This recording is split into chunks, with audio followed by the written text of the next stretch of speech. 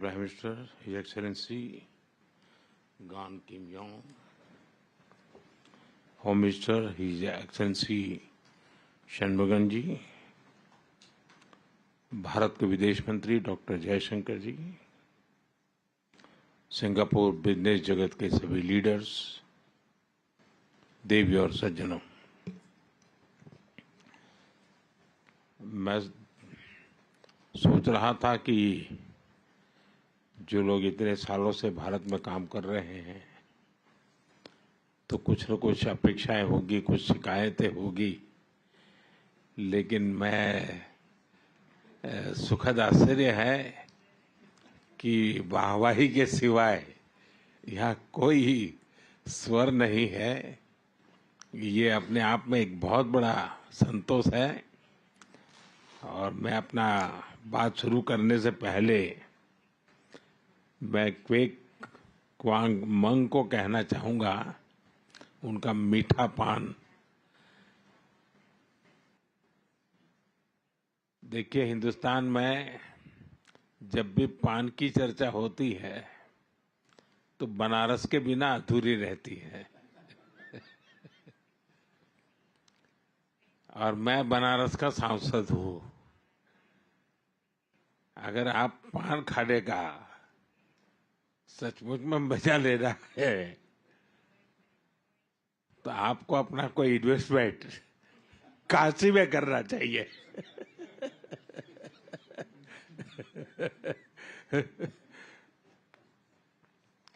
लेकिन मुझे बहुत अच्छा लगा अनेक विषयों पर बात करने का, आप सबको सुनने का मुझे अवसर मिला। मैंने देखा कि एक विषय जो प्रमुख रूप से नजर आ रहा है वो स्किल डेवलपमेंट का आ रहा है। और भारत भी इंडस्ट्री 4.0 को ध्यान में रखते हुए या सेमीकंडक्टर का क्षेत्र को देखते हुए हम स्किल डेवलपमेंट पर बहुत बल दे रहे हैं। भारत की आवश्यकताओं के साथ उसका संबंध एक ग्लोबल जॉब मार्केट के से भी जुड़ा हुआ है।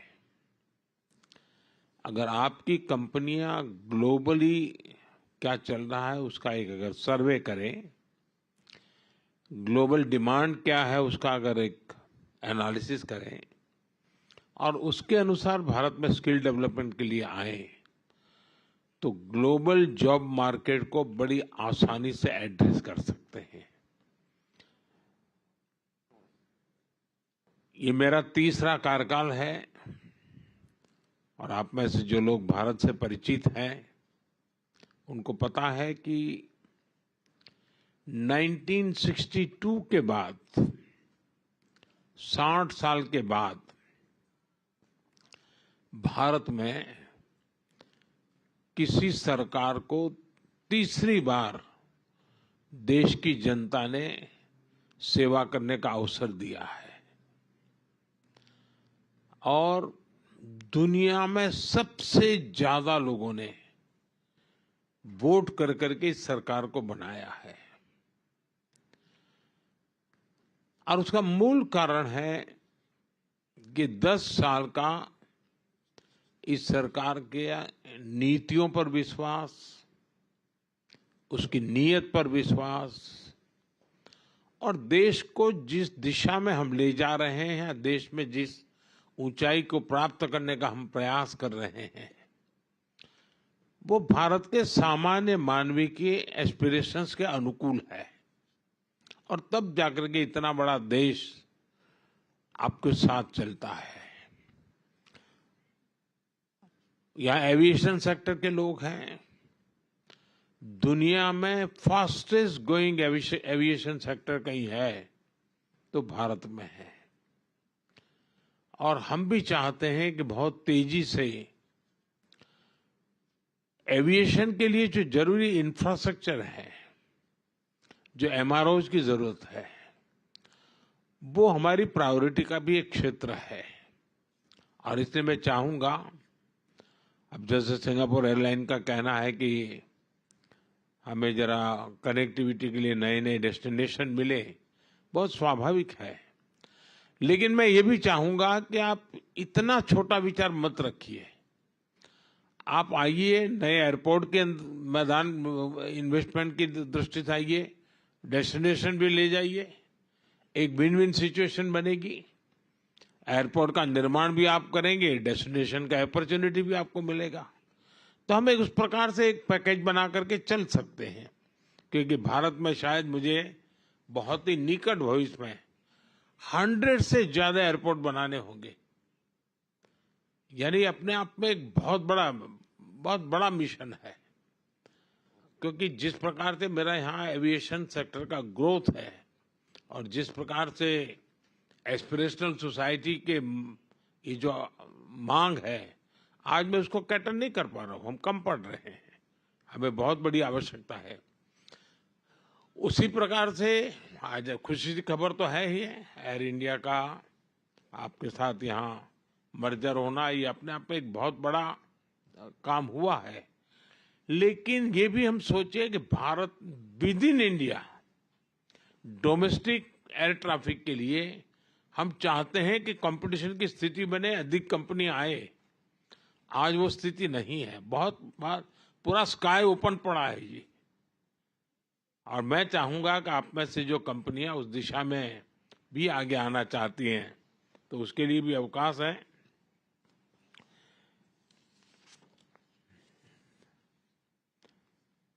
एनर्जी सेक्टर में यहाँ पर काफी चर्चा हुई, ग्रीन हाइड्रोजन की, अमोनिया की। हमने पूरी दुनिया को एक वादा किया है और हम ग्लोबल वार्मिंग को जो चैलेंज मानते हैं, उसमें हम सिर्फ अपनी संवेदना व्यक्त कर करके अटकने वाले नहीं है, हम सॉल्यूशन देने वाले लोग हैं। और हमने 500 गीगावाट का लक्ष्य टारगेट किया है और 2030 तक मुझे करना है। और उसमें मैं न्यूक्लियर की तरफ भी उतना ही जाना चाहता हूं, हाइड्रो पर भी जाना चाहता हूं, सोलार पर भी जाना चाहता हूं, विंड पर भी जाना चाहता हूं। उसी प्रकार से हमने बायोफ्यूल की पॉलिसी बनाई है, उसकी दिशा में भी एक बहुत बड़ा काम। और आपने G20 समिट में भी हमारे जो आउटकम है उसमें बायोफ्यूल की बात आपके ध्यान में आई होगी। भारत उसको लीड करना चाहता है। मैं चाहूंगा ऐसे अनेक क्षेत्र हैं एनर्जी से जुड़े हुए, जिसके कारण ग्रीन जॉब की पूरी संभावना है। उसके लिए भी हम काफी इनिशिएटिव ले रहे हैं। मैं आपसे आग्रह करूंगा, आप आइए। हम देश में दूसरे प्रकार से भी एनवायरनमेंट को एड्रेस करना है, जैसे हमारी स्क्रैपिंग पॉलिसी। ये इतनी बड़ी अपॉर्चुनिटी है। मैं सरकार के सारे पुराने व्हीकल स्क्रैप करने की दिशा में जा रहा हूं। इतने बड़े देश में सारे पुराने व्हीकल स्क्रैप होना यानी इतना बड़ा काम है। अगर आपकी कंपनियां मान लीजिए इन्वेस्टमेंट करें या खुद इस दिशा में आए, और उसके कारण इलेक्ट्रिक व्हीकल का बहुत बड़ा नया मार्केट बनेगा। जैसे मेरे मन में है कि मेरे देश की मेरी पहली प्रायोरिटी सारे एम्बुलेंसेस, जितने पुराने एम्बुलेंस हैं, उन सारे एम्बुलेंस को स्क्रैप कर देना और उन सबको नए, और वो भी हाइब्रिड, इलेक्ट्रिक व्हीकल भी हो और हमारे जो रेगुलर जिस प्रकार का फ्यूल का उपयोग करते हैं, ताकि कभी एम्बुलेंस को रुकने की नौबत ना आ जाए। अब आप कल्पना कर सकते हैं हिंदुस्तान जैसे इतने बड़े देश में कितनी बड़ी आवश्यकता होगी।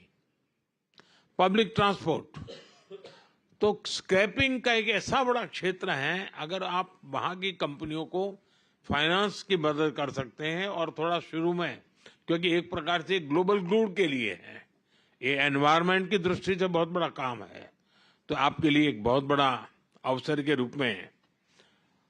आप जानते हैं, मैं पहले भी कह चुका हूं, रिफॉर्म के क्षेत्र में मेरी सरकार बहुत प्रतिबद्ध है और हम रिफॉर्म हमारे देश की आवश्यकता, हमारे देश के भविष्य को ध्यान में रख कर करें, लेकिन हम ग्लोबल स्टैंडर्ड को मीट करने वाले रिफॉर्म्स भी कर रहे हैं।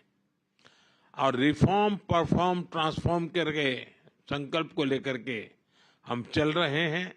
और जैसा गौतम जी ने उल्लेख भी किया मेरे लास्ट भाषण का, मैं तो कहूंगा हम रिफॉर्म करेंगे, आप परफॉर्म कीजिए। अवसर ही अवसर है और इसलिए मैं आप सबको, और आप जानते हैं जहां तक पॉपुलेशन के हिसाब से दुनिया में हमारा जितना है हिस्सा, पहली बार हम उस स्थिति पर पहुंचे हैं कि हमारे पॉपुलेशन का जितना परसेंटेज है उतना ही परसेंटेज, उससे +1 हम ग्लोबल गुड में कंट्रीब्यूट कर रहे हैं। यानी एक वैश्विक जिम्मेवारियों को संतुलित रूप से यानी निभाना, ये बहुत कम लोग कर सकते हैं जो आज इतना बड़ा भारत देश कर रहा है। तो मैं मानता हूं कि इसको आप आगे जाकर के अपने फायदे में भी कैसे बदल सकते हैं। आप देखते हैं फिनटेक की दुनिया में भारत के पास टैलेंट भी है, उसका लाभ तो मिलेगा, लेकिन भारत के लोग टेक्नोलॉजी के अडॉप्ट करने में कितने तेज हैं। आज फिनटेक की दुनिया में हमारा यूपीआई, फाइनेंशियल डिजिटल ट्रांजैक्शन, दुनिया में जितना रियल टाइम ट्रांजैक्शन होता है उसका 50% अकेले इंडिया में होता है। इसका मतलब ये ऐसा क्षेत्र है कि जिसमें, इसका मतलब ये हुआ कि फिनटेक की दुनिया में अगर ग्लोबल लीडर बनना है तो भारत को केंद्र बिंदु बना करके बड़ी आसानी से आप फिनटेक की दुनिया में आप आगे आ सकते हैं। स्टार्टअप के अंदर हमने काफी रिफॉर्म की है। इस बजट में भी हमने स्टार्टअप को काफी रिलैक्सेशन दिए हैं। भारत में Tier 2, Tier 3 सिटी में भी बहुत तेजी से स्टार्टअप ग्रो कर रहे हैं। 10 साल के भीतर भीतर हम करीब 10 साल पहले 100 स्टार्टअप थे, आज करीब 100,000 से भी ज्यादा स्टार्टअप है। बहुत बड़ी मात्रा में ग्लोबली लोग इन्वेस्ट कर रहे हैं और सक्सेसफुल स्टोरी है कि बहुत बड़ी मात्रा में उसमें से यूनिकॉर्न्स बन रहे हैं। मैं चाहूंगा कि आपके यहाँ जो फाइनेंस के वर्ल्ड से जुड़े हुए लोग हैं, भारत के स्टार्टअप की दुनिया को अगर तराशेंगे तो उनके सामने बहुत बड़ी संभावना है। हम बहुत एग्रेसिवली सेमीकंडक्टर के क्षेत्र में जा रहे हैं। अब तक करीब 5 कंपनियां ऑलरेडी अपना काम शुरू कर चुकी हैं, आगे भी औरों की संभावनाएं हैं और हम पूरी इकोसिस्टम को लाने वाले हैं। हम कोई एक छोटा सा टुकड़ा, एक आध हिस्सा करके अटकने वाले नहीं है। भारत के पास टैलेंट है। आज दुनिया में जितने भी चिप्स हैं, अगर उसका राइटिंग का काम है तो सॉफ्टवेयर का काम है, वो सब हिंदुस्तान में हो रहा है।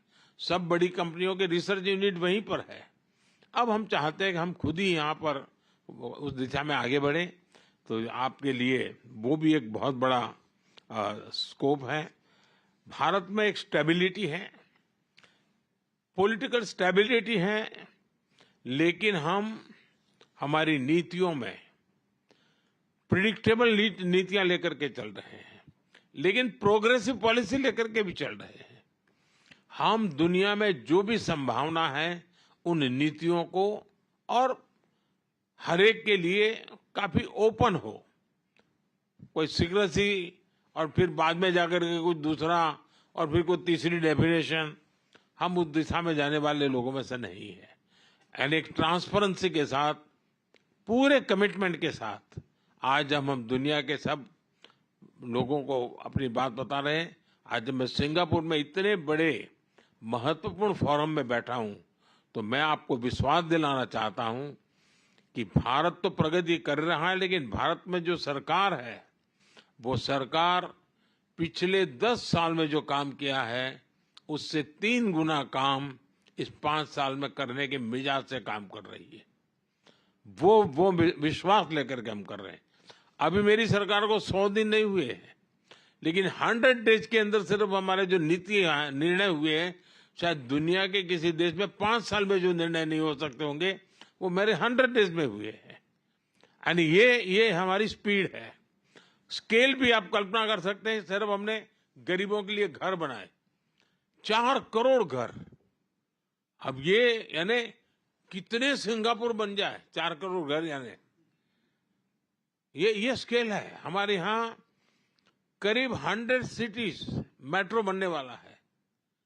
कितना बड़ा काम है। हमारा अर्बनाइजेशन बहुत तेजी से हो रहा है। बहुत तेजी से हमारे यहाँ ग्रामीण जीवन अर्बनाइजेशन की तरफ। अब अर्बन इंफ्रास्ट्रक्चर एक बहुत बड़ा काम है। नए सिटीज की हमारी जरूरत है, वो एक बहुत बड़ा काम है। यानी मैं कहता हूं कि स्काई इज द लिमिट वाली व्याख्या भी भारत के लिए छोटी पड़ती है, क्योंकि हम तो स्पेस में भी उतना ही काम कर रहे हैं। स्पेस में आज दुनिया में हमने जिस प्रकार से काम किया है और स्पेस को हमने ओपन अप कर दिया है। मेरे यहाँ पॉलिसी में अब स्पेस को हमने सरकारी एक इकाई के रूप में नहीं रखा है, इसको हमने ओपन अप किया है। आज सिर्फ स्पेस में मेरे यहाँ 200 से ज्यादा स्टार्टअप्स हैं और 22-25 साल के बच्चे खुद अपने सैटेलाइट लॉन्च कर रहे हैं। यानी आप कल्पना कर सकते हैं कि कितना तेजी से विकास हो रहा है। और इस विकास की यात्रा में मैं आप सबको भागीदार बनने के लिए निमंत्रण देता हूं। मुझे बहुत अच्छा लगा, आप सबने समय निकाला। आप में से बहुत से साथी हैं जिनको कभी न कभी मुझे मिलने का अवसर मिला है। कुछ लोगों से सामूहिक मिला हूं, कुछ लोगों से व्यक्तिगत मिला हूं। जब मैं सिंगापुर में आप सबसे मिलता हूं तो मुझे ऐसा लगता नहीं है कि मैं किसी नए लोगों को मिल रहा हूं या नई बात सुन रहा हूं।